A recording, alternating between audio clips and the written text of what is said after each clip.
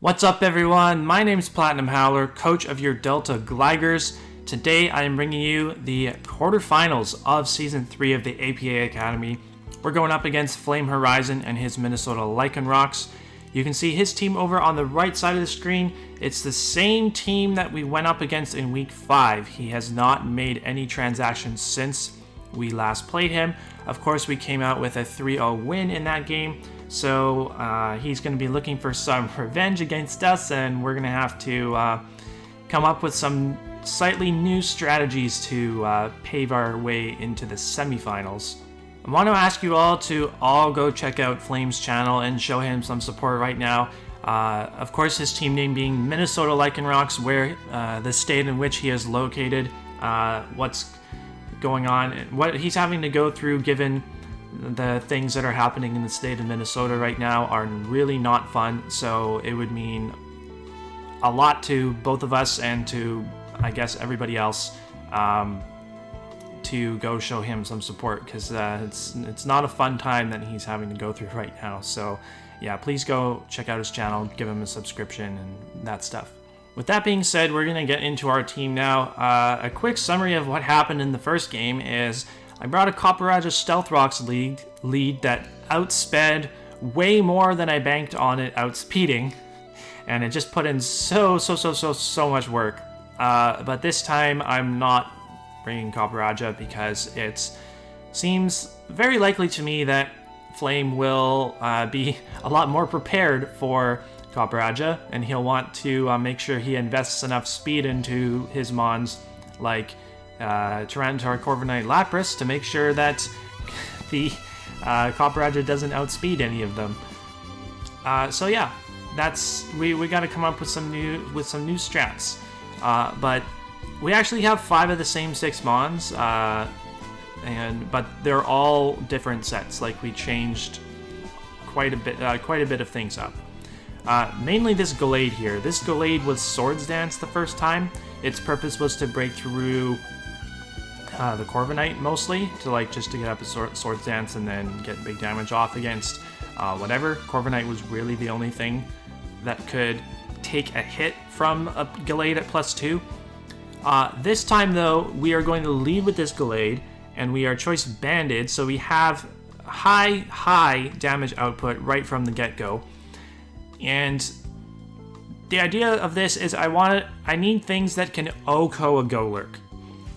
I really didn't prep very well for Golurk the first time, and I really should be prepping for my opponent's ground types, given that I don't have a switch-in at all. So, yeah, we have Choice Banded Knockoff. Given how much...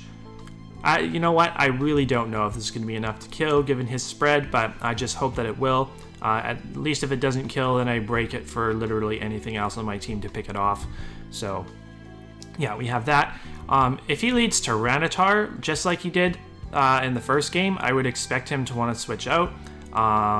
If he has, I'm not sure what his best switch-in would be. If it's going to be the Golurk, if it's going to be the Corviknight, or if he brings a Aromatisse this time, I would definitely think he goes into a Aromatisse if he decides to bring it this time. The first game he did not. And I really hope that the fact that I brought Quarterfinals in the first game just scares off Aromatisse entirely, because I don't think this team is very good at breaking Aromatisse. I'm not looking forward to having to deal with that if it comes. But if I do see it in the back when I lead with this Gallade, and I'm expecting a switch out, I would expect the switch out into Aromatisse, so I will try to play aggressively around that and click Poison Jab to get massive damage off on it immediately. It should 100% be a 2-hit KO against a max defensive Aromatisse. So next up is this Mimikyu. Very similar from the first time, except we're bringing Bulk Up instead of Swords Dance this time. In the first game, I said basically the only thing that could have beaten this Mimikyu offensively, the only thing that could have offensively checked it was a Foul Play Persian. And so you would think that he makes that adjustment this time and brings the Persian with foul play, because he did bring the Persian in the first game. It just appeared to not have foul play. It might have, actually, it might have had the foul play, but because I hadn't gone for a swords dance, he might have thought that his own attack would have more damage output against me. Although, you know, thinking about it, foul play definitely would have done more than a throat drop from a Persian. So this time we have bulk up, so that we can get an attack boost and a defense boost, so that we are not opening ourselves up to get bodied by a foul play after we boost up. And the reason for this is, you know, I didn't need to set up a swords dance to win with Mimikyu in the last game, so I'd rather make sure that I don't open myself up to being more easily revenged by something like that Persian, for example. So we're gonna go with bulk up, and you know, we may click it, we may not, but we'll see. This Heliolisk was dry skin the first time. I was using it to try to deal with Gigantamax Lapras, but looking further into Lapras's move pool, it gets drill run, it gets body press. I feel like it's very easy for him to expect Heliolisk to be used as a Gigantamax Lapras response now, so I'm not using it for that. I'm just using it as a Mon, like an all-out offensive Mon. If I can get it in, then I'm going to do some damage against this team. We are Expert Belt this time for boosted damage output. The first time we brought Focus Sash, and Grass Knot was not doing quite enough damage to the Golurk, so this is the same sort of deal as the Gallade. I want extra damage output against the Golurk. Hopefully I can knock it out with a Grass Knot this time. It's actually the only of my 4 moves that can deal any damage to the Golurk. It's immune to everything else. Thunderbolt Volt Switch. Thunderbolt, you know, I don't really feel like I need Hyper Voice. Like, Thunderbolt hits everything that Hyper Voice would be, you know, outside of the Goodra, but Heliolisk isn't doing any sort of damage to Goodra no matter what. And we have Focus Blast there for Tyranitar. I'm not too keen on risking hitting a Focus Blast early in the game. I would really only feel good about risking a Focus Blast late in the game if I am like kind of in a desperate spot where I don't really have any other play. Yeah, so I'm also running Sandveil this time because it's just like an extra out against Dragon Dance Tyranitar, possibly, if I don't have any answers for it late in the game, and the only way for me to beat it is for him to miss an attack against me with Sand up. Then hopefully I can hit the Focus Blast against him, and yeah, definitely not something I'm banking on happening, but if we need it to happen because we're in the back so much, then there's a chance that it could happen. Next up, we have this Torkoal here with Drought. It's the same exact spread as last time. The only differences are that we're bringing Shuca Berry instead of Charty Berry, and we're bringing Stealth Rock instead of Earth Power. We had Earth Power basically to beat the opposing Torkoal, which I still don't think comes this time. It could, but you never know. Hopefully, if it does come, then at least we'll be chipping it down with the rocks that we get up with Torkoal. And we changed the berry on the Torkoal this time to be able to take a hit from Golurk.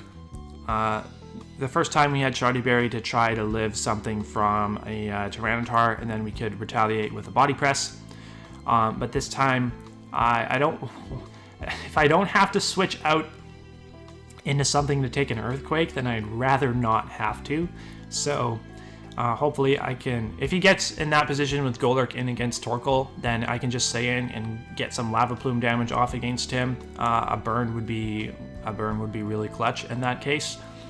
Yeah, that's about it for the Torkoal. We kind of need Rapid Spin to be able to Rapid Spin away the potential Toxic Spikes on Spikes from Excelgor. Yeah, having this as my only hazard removal option is not cool. So the new Mon that we have to this team is Double. This is, again, another thing really to deal with stuff like Dragon Dance, Tyranitar, and it can also deal decent damage to Lapras as well. This last slot on the team was between Dubwool and Weavile. I came up with another Weavile set that was like, it was fast enough to outspeed Tyranitar after a Dragon Dance, and it could hit it with like a Brick Break. I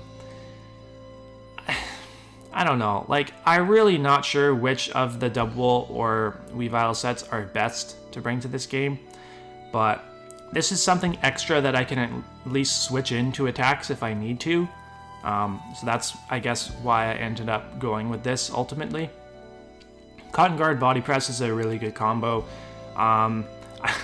If getting up to +6 defense and clicking Body Press against, like, it would be a resisted hit against the Aromatisse, I very well might have to do that, and that might just be my way of weakening the Aromatisse. Like, I will probably try to Thunder Wave it to get some bear hacks against it. I really don't have good things to deal with Aromatisse on this team. I'm sorry, but like I said, I just hope it doesn't come whatsoever. And we need Payback on here to have a way to damage his Golurk. It's only doing like 25% if we are moving first, but if he sets up a Rock Polish and tries to deal massive damage to my team, then we should be able to take 2 hits, and Payback has a chance to 2-hit KO the Golurk if he's moving first. Hopefully he's taken some Rocks Chip at that point, and then it should be a much greater chance for him to die to 2 Paybacks. And last but not least, we have this Necrozma. So it's similar spread from the first time, same item weakness policy. We moved the 140 EVs from special defense into defense so that we can take hits better from things that we're setting up iron defense in front of, such as the Golurk and the Tyranitar. And then hopefully we can, if he gives us our weakness policy boost, then Brick Break will be OHKOing Tyranitar. And we also have Calm Mind and Sword Power to potentially use this as something that can break through Aromatisse. We will be taking reduced damage from his Moonblasts, praying that he doesn't get special attack drops against us with said Moonblasts, and then we can fire off really strong stored powers. We don't have Heat Wave on it this time, so Corviknight is a little bit more of an issue, but hopefully we can just get up a ton of boosts and we can deal massive damage to that thing with stored power, and that should be a good enough way of dealing with it, as long as he doesn't have Taunt, because if he has Taunt, then we can only get so many boosts up. So yeah, that's going to be the team. Am I super confident going into this game? No. But rarely am I ever confident going into a game with this team, let's be honest, because it's just not the type of team that I'm comfortable building with, to be honest. But regardless, if you enjoyed this team builder, please leave a like, comment down below, subscribe to the channel, and make sure you don't miss the match that will be coming your way tomorrow. And we'll see whether or not we can move on to the semifinals of the APA Academy. So yeah, we'll see you tomorrow. Thanks for watching.